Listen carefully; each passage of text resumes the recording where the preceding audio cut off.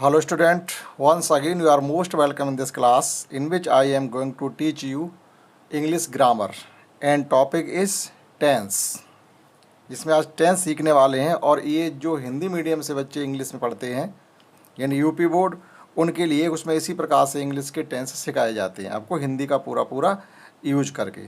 तो इसमें आपको आज हम पढ़ाने वाले हैं टेंस कितने प्रकार के होते हैं और एक फर्स्ट जो आपका प्रेजेंट होगा उसका प्रेजेंट इंडेफिनिट तक हम क्लियर आपको पूरा इस क्लास में कराने वाले हैं।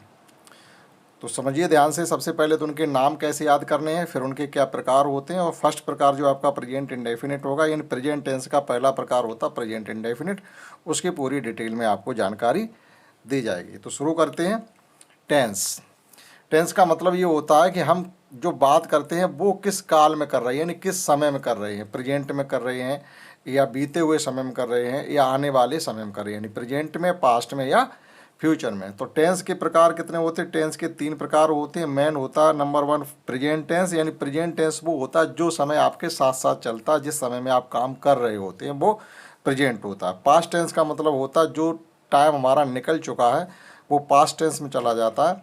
और फ्यूचर का मतलब ये होता है जो अभी से आगे आने वाला टाइम जो होता है वो फ्यूचर टेंस का होता है। तो ये टेंस के 3 प्रकार हो गए, प्रेजेंट, पास्ट और फ्यूचर।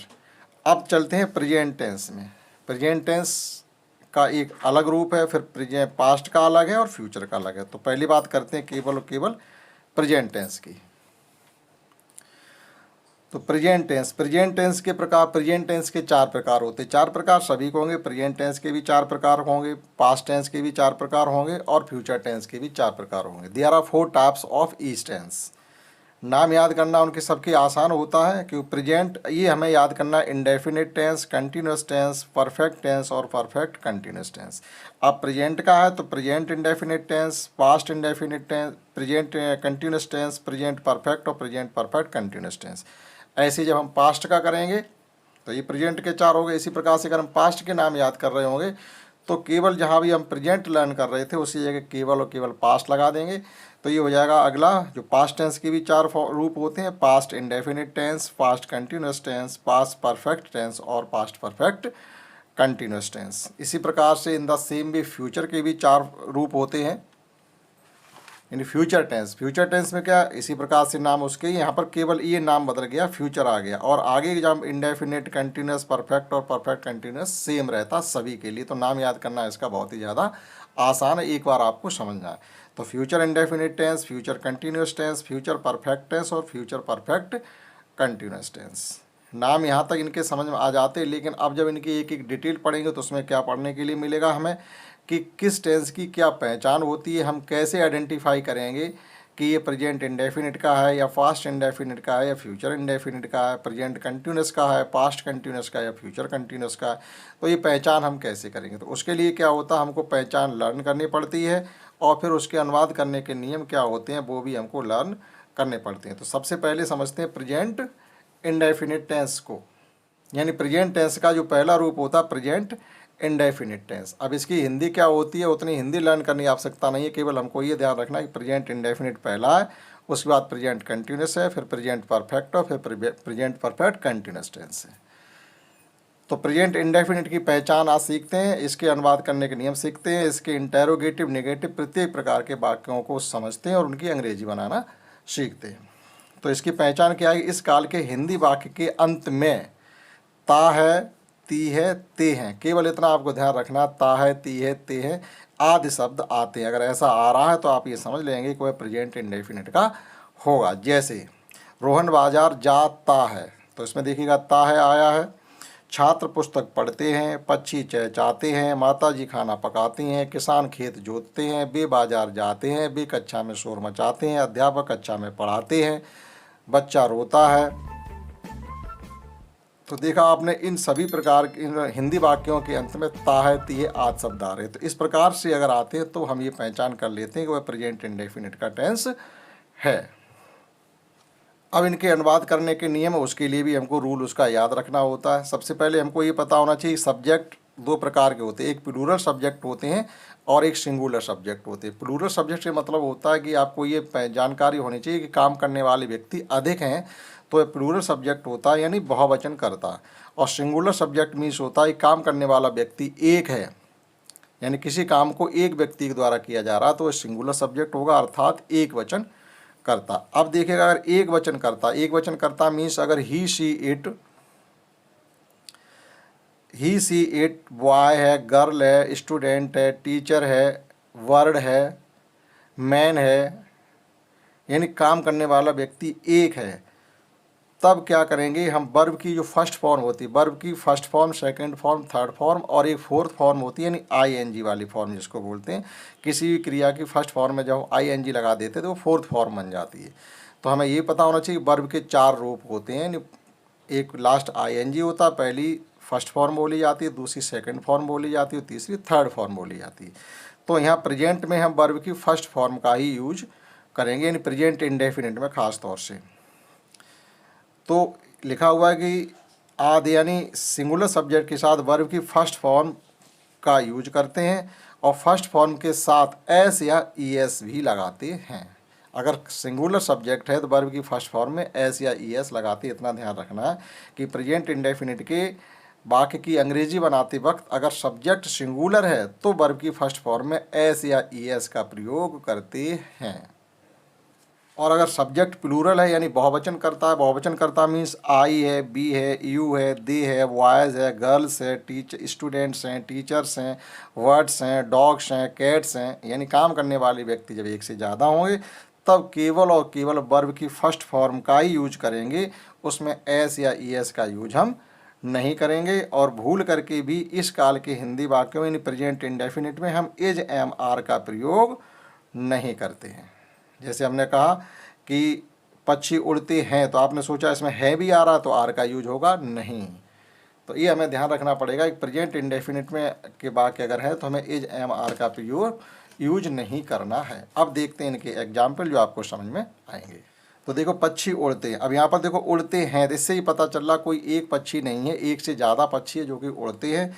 तो हमें क्या करना, द वर्ड्स और केवल वर्ब की फर्स्ट फॉर्म लगा देंगे फ्लाई, ना फ्लाइंग करेंगे, ना फ्लाइज करेंगे, ना आ इज एम आर किसी का यूज नहीं करेंगे, केवल इतना ध्यान रखना है। यानी सब्जेक्ट वर्ब और ऑब्जेक्ट, जैसे यहाँ पर हम ये लिखते थे पक्षी आसमान में उड़ते हैं तो इसकी इंग्लिश हो जाती है the words fly in the sky, last में हमारा जो भी ऑब्जेक्ट है वो भी आ जाएगा अगर है तो। अब जैसे मदन पुस्तक पढ़ता है, तो देखिए यहाँ पर भी ता है आया, तो इसका मतलब ये प्रेजेंट इंडेफिनिट का है, और मदन सिंगुलर सब्जेक्ट माना जाएगा तो इसकी वर्ब की फर्स्ट फॉर्म में एस या ईएस जो भी सुइटेबल होगा वो हम लगाएंगे। तो Madan reads a book, Madan पुस्तक पढ़ता है, ए बुक कह दीजिएगा या दा बुक कह दीजिएगा, उससे कोई फर्क नहीं पड़ता है। बालक रोता है, तो देखिए यहाँ पर भी ता है आया, जिसका मतलब ये प्रेजेंट इंडेफिनिट का है, और बालक एक है तो वर्ब की फर्स्ट फॉर्म में हम एस या ईएस लगाएंगे। मान लो यहाँ पर लिख देते बालक कमरे में रोता है तो इन द रूम बाद में लिख देते, वो ऑब्जेक्ट वाली बात हो गई। तो द बॉय बीप्स, केवल इतना लिखेंगे। और बहुत से बालक अगर रो रहे होते यहाँ पर कि बालक रोते हैं अगर हम कह देते तो हो जाता था बॉयज बीप, तो वर्ब की केवल और केवल फर्स्ट फॉर्म लगाते, उसमें एस या ईएस का यूज ऐसी स्थिति में फिर हम नहीं करते हैं। लड़के मैदान में खेलते हैं, देखो ते हैं, सबसे पहले हमें यहाँ पर ध्यान रखना है कि ते हैं यानी प्रेजेंट इंडेफिनिट का हो गया। अब हमें देखना है कि इसका सब्जेक्ट क्या, लड़के यानी एक से ज़्यादा है तो बॉयज हो जाएगा, तो वर्ब की केवल फर्स्ट फॉर्म लगाएंगे, उसमें एस या ईएस का यूज नहीं करेंगे। तो boys play in the field, केवल प्ले इन द फील्ड। आप देखिएगा कहीं पर भी एज एम आर का प्रयोग नहीं हुआ, जैसे हैं था तो हमें आर का यूज करना चाहिए था, लेकिन इस टेंस में इस काल मतलब प्रेजेंट इंडेफिनिट में ऐसा नहीं करते हैं। घोड़ा दौड़ता है, तो देखो घोड़ा दौड़ता है यानी एक ही घोड़ा है, तो द हॉर्स रन्स, तो हमने वर्ब की फर्स्ट फॉर्म रन है उसमें एस हमें जोड़ा है, ये ध्यान रखना पड़ेगा। प्रेजेंट इंडेफिनिट की सिंगुलर सब्जेक्ट है तो वर्ब की फर्स्ट फॉर्म में एस या ईएस लगाते हैं, और सब्जेक्ट अगर प्लूरल है यानी बहुवचन है तो वर्ब की केवल और केवल फर्स्ट फॉर्म ही लगाते हैं। हम खेलते हैं, अब देखो हम बहुवचन माना जाता है यानी प्लूरल सब्जेक्ट माना जाता है, तो हम के साथ केवल वर्ब की फर्स्ट फॉर्म लगाएंगे, तो बी प्ले गेम, हम खेलते हैं। अब देखते हैं इनके निगेटिव सेंटेंस जो होते हैं उनमें क्या चेंज हो जाता है वो भी सीखते हैं। यानी निगेटिव सेंटेंस का मतलब हो जाता है काम को अस्वीकार किया जाता, नकारा जाता, नकारात्मक वाक्य होते हैं, यानी जिसमें हम ये कह देंगे हम ऐसा काम नहीं करते हैं। तो इसका हमने स्ट्रक्चर भी लिखा हुआ है, यानी फार्मूला, यानी सब्जेक्ट लगेगा, डू नॉट या डज नॉट का प्रयोग करेंगे, वर्ब की फर्स्ट फॉर्म लगाएंगे, उसके बाद जो भी ऑब्जेक्ट होगा उसका प्रयोग करेंगे। तो वर्ब की फर्स्ट फॉर्म में एस या ई एस केवल और केवल जो अफर्मेटिव सेंटेंस होते हैं, यानी स्वीकारात्मक वाक्य इनको कहते हैं, जिनमें बात को स्वीकार किया जाता है, जिसमें ना प्रश्न पूछा जाता है और ना नहीं किया जाता, केवल उन्हीं में वर्ब की फर्स्ट फॉर्म के साथ एस या ई एस लगाने की बात करते हैं। शेष ना इंटेरोगेटिव में करते हैं और ना ही नेगेटिव में करते हैं। ये नेगेटिव टाइप के सेंटेंस यानी जिसमें नॉट का यूज करेंगे, इसमें केवल और केवल वर्ब की फर्स्ट फॉर्म ही लगाएंगे, ना एस की बात करेंगे ना ई एस की बात करेंगे। तो हमने यहाँ पर सब डिटेल में लिखा हुआ है कि नकारात्मक वाक्य में एक वचन करता यानी सिंगुलर सब्जेक्ट के साथ वर्ब की फर्स्ट फॉर्म के साथ डज नॉट का प्रयोग करते। ये ध्यान रखना है, अगर सिंगुलर सब्जेक्ट है तो हमें डज नॉट का यूज करना है, प्लूरल सब्जेक्ट यानी बहुवचन है तो डू नॉट का प्रयोग करना है, बस इतना ध्यान रखना है। और वर्ब की केवल और केवल फर्स्ट फॉर्म। इसी प्रकार से यहाँ लिखा हुआ प्लूरल सब्जेक्ट यानी बहुवचन कर्ता के साथ डू नॉट का प्रयोग और वर्ब की फर्स्ट फॉर्म का प्रयोग किया जाता है। अब हम एग्जाम्पल आपको सिखाते हैं, तो यहाँ से आपको बात समझ में क्लियरली आ जाएगी। मैं स्कूल नहीं जाता हूँ, मैं आई होता, आई को प्लूरल माना जाता है, तो आई के साथ हम लगाएंगे डू नॉट, इतना आपको लगाना पड़ेगा। आई डू नॉट, वर्ब की first form go to school. वह खाना नहीं खाता है, तो वह सिंगुलर सब्जेक्ट माना जाता है, यानी एक व्यक्ति ही है, तो उसके लिए हो जाएगा वह खाना नहीं खाता, ही डज नॉट होना चाहिए, तो द बॉय लिख दिया है। He does not eat food, वह खाना नहीं खाता, तो he does not eat food. वह सिंगुलर माना जाता है तो डू नॉट ना लग करके डज नॉट का प्रयोग होगा। पक्षी नहीं चहचहाते हैं, तो देखो पक्षी, बहुत से पक्षियों की बात की जा रही है, तो इसमें लिखेंगे द वर्ड्स, तो पहले तो सिंगुलर प्लूरल में सब्जेक्ट लिखा जाएगा, फिर यूज करेंगे डू नॉट का, उसके बाद पक्षियों चहचहाने को चर्प कहेंगे। बालक नहीं रोता, एक ही बालक है, तो the boy does not beef, does not का यूज करेंगे, सिंगुलर सब्जेक्ट है इसलिए। और इसी प्रकार से हम इंटेरोगेटिव सेंटेंस को भी देखते हैं, जिसमें आपसे प्रश्न किया जाएगा। तो प्रश्नवाचक शब्द वाक्य भी यहाँ पर दो प्रकार के होंगे, एक एक्सिलरी इंटेरोगेटिव सेंटेंस होंगे और एक WH फैमिली से रिलेटेड इंटेरोगेटिव सेंटेंस होगी। एक्सिलरी इंटेरोगेटिव सेंटेंस का मतलब ये होता है कि आपका जो प्रश्न किया जा रहा होगा वो क्या से स्टार्ट होगा, और अगर क्या से स्टार्ट नहीं होगा तो फिर प्रश्नवाचक शब्द कहीं आपको वाक्य के अंदर दिया। जैसे क्या अध्यापक पढ़ाते हैं, तो ये क्या से स्टार्ट होने वाला है, तो सब्जेक्ट के अनुसार डू नॉट या डज नॉट से स्टार्टिंग करेंगे अंग्रेजी के वाक्य की। और अगर हम ये कहते हैं अध्यापक क्या पढ़ाते हैं, तो ये प्रश्नवाचक शब्द अंदर आ गया, तो हम फिर प्रश्नवाचक शब्द की अंग्रेजी पहले बनाएंगे, उसके बाद डज नॉट या डू नॉट का, डज या डू का प्रयोग करेंगे। तो वो हमने डिटेल में यहाँ पे लिखा हुआ है कि अगर वाक्य क्या से प्रारंभ होता है तो सब्जेक्ट के अनुसार में सब्जेक्ट सिंगुलर है तो डज, और सब्जेक्ट अगर प्लूरल है तो डू के अनुसार इंग्लिश में डू या डज से, मतलब इंग्लिश डू या डज से प्रारंभ की जाती है। ठीक, यदि वाक्य में कोई प्रश्नवाचक शब्द आता है, प्रश्नवाचक शब्द से मतलब है WH फैमिली का शब्द आता है, तो उस प्रश्नवाचक शब्द की फिर अंग्रेजी पहले बनाते हैं, उसके बाद सब्जेक्ट के अनुसार हम डू या डज का प्रयोग करते हैं। अभी देखो वाक्य इसके एग्जाम्पल समझाते हैं तो क्लियरली आपके समझ में आने वाला है।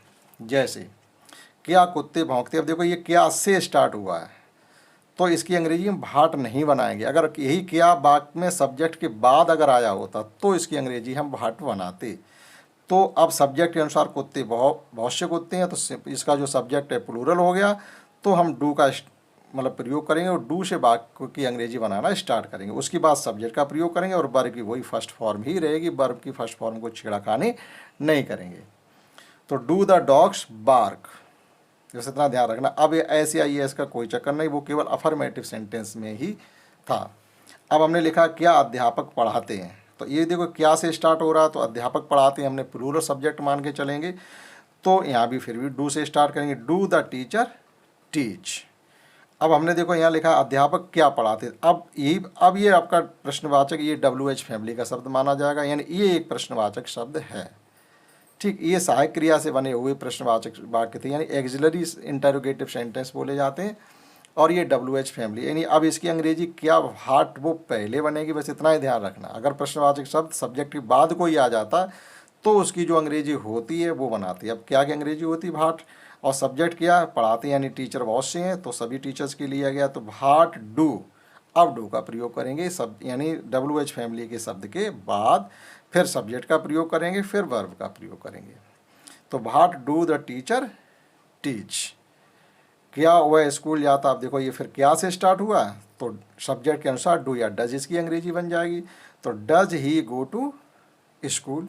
इसी प्रकार से और भी सेंटेंस है, वह स्कूल क्यों जाता। अब देखिए ये प्रश्नवाचक शब्द हमारा सब्जेक्ट के बाद आया तो इसकी अंग्रेजी हमें पहले बनानी पड़ी, क्योंकि अंग्रेजी होती है भाई, और वह सिंगुलर सब्जेक्ट, उसके बाद डज का प्रयोग करेंगे। भाई does he go to school, subject verb और लास्ट में ऑब्जेक्ट।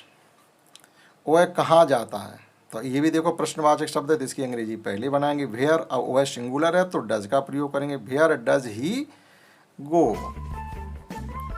वह स्कूल क्यों नहीं जाता, अब देखो ये इंटेरोगेटिव प्लस नेगेटिव टाइप का सेंटेंस है तो वो भी हम आपको साथ ही साथ समझाए दे रहे हैं। तो नॉट अपनी जगह हमेशा फिक्स रहता है, नॉट अपनी जगह नहीं बदलता, अर्थात नॉट हमेशा सब्जेक्ट के बाद ही आता है। तो अब क्योंकि अंग्रेजी पहले बनाएंगे व्हाई डज, अब सब्जेक्ट ही आ जाएगा, सिंगुलर है तो व्हाई डज ही, हमेशा नॉट सब्जेक्ट के बाद ही लगता है, तो why does he not go to school. क्या वह शोर नहीं मचाता, ये भी आपका इंटेरोगेटिव प्लस नेगेटिव टाइप का है। तो ये क्या से स्टार्ट हुआ है, इसका मतलब इसमें किसी प्रश्नवाचक शब्द यानी WH फैमिली का शब्द कोई नहीं आएगा। WH फैमिली मीन्स जो इंटेरोगेटिव सेंटेंस होते हैं, what, why, where, when, how, ये सब। तो डज सिंगुलर सब्जेक्ट है तो डज का यूज करेंगे। डज ही नॉट, सब्जेक्ट के बाद ही हमेशा नॉट आएगा, ये ध्यान रखेंगे। बाद में सब वर्ब क्या है, मेक ए नॉइस, क्या वह शोर नहीं मचाता। वह खाना कब खाता, ये कब हमारा WH फैमिली का शब्द है, इसकी अंग्रेजी होती है व्हेन, और वह सिंगुलर सब्जेक्ट है तो when does he eat food. और लास्ट सेंटेंस एक और है, क्या लड़कियां गीत गाती हैं, तो यहाँ भी देखिएगा ये क्या से स्टार्ट हुआ है तो आपको सब्जेक्ट के अनुसार डू या डज से स्टार्ट करके इसकी अंग्रेजी बनाई जाएगी। तो do the girls sing a song. तो बस इतना ध्यान रखना, अगर सब्जेक्ट सिंगुलर है तो डू डज का प्रयोग करेंगे, सब्जेक्ट प्लूरल है तो डू का यूज करेंगे, और अगर कोई प्रश्नवाचक शब्द आ जाता तो उसकी अंग्रेजी सबसे पहले बनाएंगे, फिर डू या डज लगाएंगे सब्जेक्ट के अनुसार, फिर सब्जेक्ट लगाएंगे, फिर ऑब्जेक्ट लगाएंगे। नहीं आ जाता है तो फिर सब्जेक्ट के बाद हमेशा नॉट का यूज करते हैं। तो इस प्रकार से हमने इसमें टेंस के प्रकार, उनके नाम और प्रेजेंट इंडेफिनिट की पूरी डिटेल समझाने की कोशिश की। आशा करता हूँ आपने समझ पाया होगा। इस क्लास में इतना ही, दैट्स ऑल।